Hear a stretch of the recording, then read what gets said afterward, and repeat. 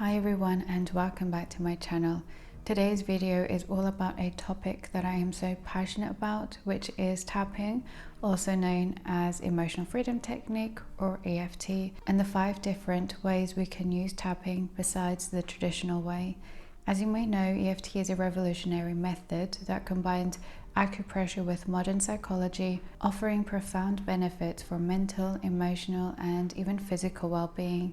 And I wanted to explore specifically how EFT can be integrated into your daily life to release stress, overcome limiting beliefs, process emotions, and foster deeper connection with yourself. Before I move on to the different types of tapping that you can use, I want to briefly explain the traditional way to tap, which forms the basic recipe of EFT, in which you identify what is causing you distress. You rate it on a SUD scale, which means subjective units of distress, from 0 to 10. 0 being no discomfort at all, and 10 being the highest level of distress. Then you do the setup statements, which sets up the problem you want to work on while tapping on the side of the hand, also known as the karate chop point. And you repeat the statement 3 times. The setup phrases start with "even though I," fill in with the problem, "I deeply and completely accept myself." Then you tap on the rest of the 8 points while affirming your reminder phrase on each point, which is a short phrase describing your problem. For example, "this anxiety I am feeling," or "all this stress," or "this pain in my head." And when you're finished, you can rate your problem again on the SUD scale to test your results. Now, there are many ways you can adapt and use tapping, and I encourage you to explore them, as each method can provide distinct benefits for various situations. And I hope the following list will assist you in building a tapping toolkit to support your daily life. I'll start with my favorite one, which I call Vent It Out, which is a free-flowing tapping where you don't need to follow any rules. This is ideal for any situation that is stressful or causes you pain, anxiety, or suffering, or maybe a situation that seems confusing or triggering for you. And I love this form of tapping because it is the one that I use the most myself, and the one that I recommend the most as well, because it's very easy, and the only thing that you need to know are the tapping points, and tap while you vent your feelings, as if you were talking to the person you trust the most, and complain, talk, cry, shout, and blur out all that you are feeling and thinking while you are tapping on the point. This simple process creates a safe space for you to feel your emotions. It allows them to flow through you in a safe way, which prevents you from blocking or stuffing down your emotions and releasing them instead.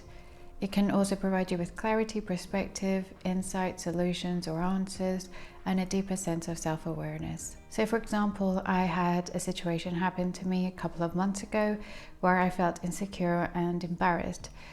In hindsight, it wasn't that bad because I knew that the person who triggered these feelings didn't intend to do so and was just trying to help me.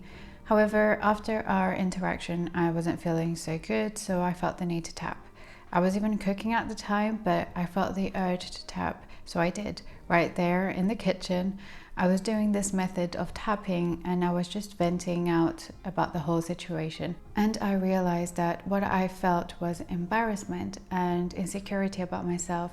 I also realized that it hadn't been that bad and that the person wasn't even doing it on purpose. Then I started to question why I felt that way and why was I triggered, and I understood that I still didn't feel totally confident about myself professionally. Now, what I later realized was that I had gained a new perspective. I found out the why, and then the solution came instinctively, which in my case was to visualize myself more in my dream professional scenarios where I exuded that confidence. Now, bear in mind that none of this process was conscious. It happened naturally, because what tapping does is it provides a safe space to peel layer by layer without forcing yourself to get anywhere in particular, much less in any specific order, especially with this method of venting out. Now, to be honest, I don't think I would have shared this with you a few months ago, but not only do I think this could be helpful to you, but I also can say that right now I'm a tiny bit more confident to do so. Confidence is something that you work on, Just like anything else, it comes with practice, awareness, and effort. So the amazing thing about tapping is the after effect.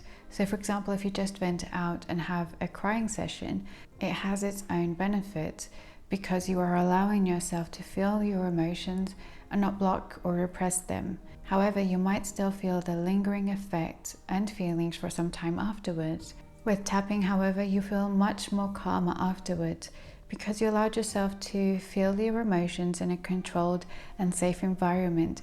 And tapping on these acupressure points help to lower your cortisol levels, the stress hormone, and release the emotional baggage of what triggered those emotions in the first place.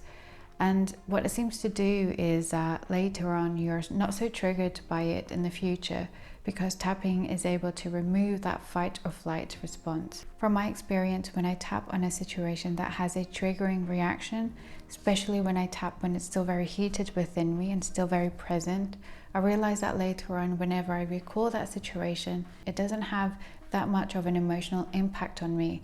I believe that's because those emotions were dealt with and processed with tapping, and the situation no longer has that emotional charge to it. I love tapping, as you can see, and whenever I'm having an anxious or stressful or emotional situation, tapping is my go-to, and I've had amazing experiences and results, and I've seen it with others too. The second method is pre-event tapping. If you have a situation or an event that you know beforehand that will cause stress or anxiety, such as a test, a job interview, or a public speaking event, then you can always tap before it happens so that you can diminish or neutralize the emotional and mental stress that is associated with that event. For example, you can tap starting by saying on the side of the hand something like, "Even though the thought of speaking in public causes me so much stress and anxiety, I choose to relax and trust that all will be well." And then you do a few rounds of tapping with the rest of the tapping points by first addressing how you feel, then giving yourself permission to relax, and then at the end adding motivational affirmations to build up your confidence.